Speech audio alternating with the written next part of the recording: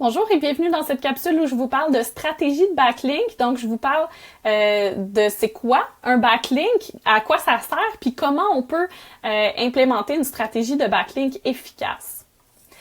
Donc, tout d'abord, c'est quoi les backlinks? Ben, en fait, un backlink, c'est un site web qui cite puis qui redirige du trafic vers votre site à vous via un hyperlien. Donc, vous avez probablement déjà vu ça. Je vais vous donner plusieurs exemples visuels sur la diapo suivante, mais deux exemples qui me viennent en tête, là, c'est la presse qui fait un reportage sur votre entreprise et qui met un lien vers votre site web dans son article. Donc, il vous mentionne, mais au lieu de juste mentionner votre nom, ben, ils mettent un hyperlien sur la mention de votre entreprise ou de votre produit.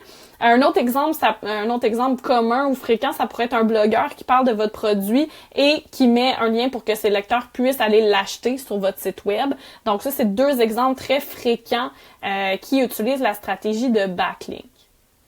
Donc, plusieurs exemples ici, là, des captures d'écran qui viennent de différents sites web. Là. Donc ici, on a un site web, par exemple, là, vous voyez beaucoup les agences de création de sites web ou les agences médias sociaux qui font ça aussi, mais dans le fond, quand ils créent votre site web, là, ils mettent dans le menu de bas de page, ils mettent un lien vers leur site web à eux, donc pour illustrer que votre site a été créé par telle ou telle agence. Et ça se trouve à être un backlink parce que, bon, quand le client clique là-dessus, ben, il est redirigé vers le site web de l'agence qui a créé justement ce site-là pour avoir peut-être plus d'informations ou pour découvrir, bon, peut-être qu'ils cherchent à créer un site web et qu'ils ont beaucoup aimé le vôtre, donc peut-être que ça fait un client potentiel pour cette agence-là.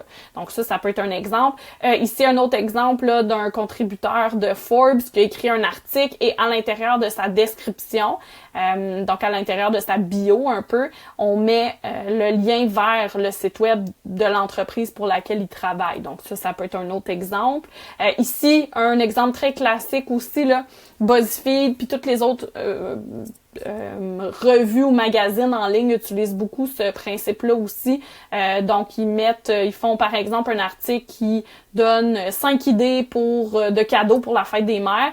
Et là, bon, ils vont mettre l'idée et dans la description ici, ils vont mettre l'entreprise de laquelle ce produit-là provient avec un lien. Donc ici, encore une fois, c'est un backlink.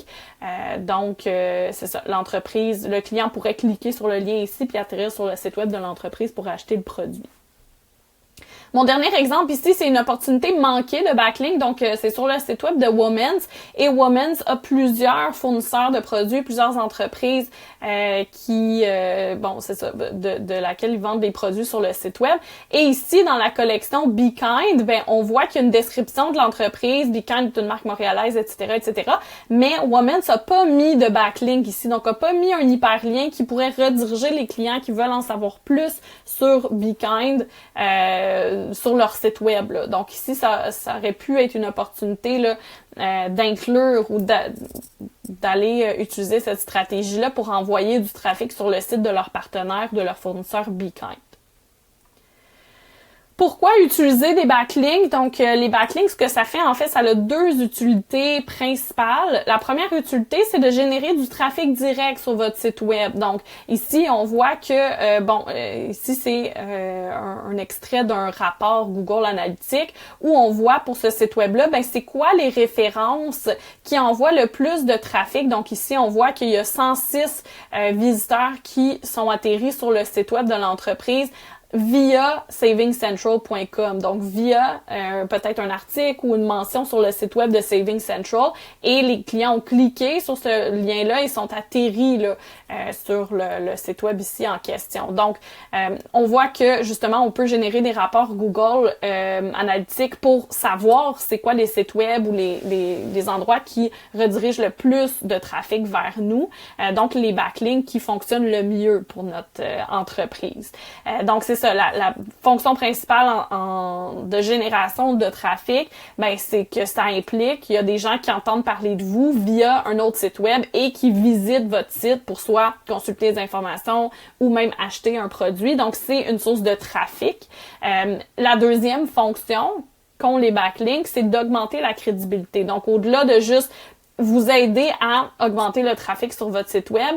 Ça a aussi un impact sur votre SEO, donc sur le référencement organique. C'est-à-dire que plus il y a des sites web de haute qualité, là, donc des sites web qu'on appelle crédibles aux yeux des moteurs de recherche, ben plus ces sites web-là redirigent vers votre site web, ben plus ça va augmenter votre propre crédibilité.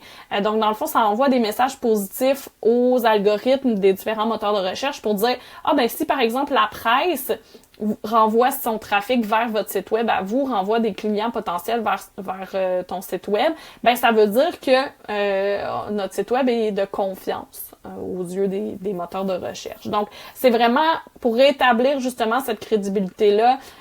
Donc, pas seulement pour générer du trafic direct, mais ça a aussi un lien de crédibilité auprès de Google ou des autres moteurs de recherche. Comment créer des backlinks? Il y a plusieurs façons que vous pouvez créer ou utiliser une stratégie de backlink.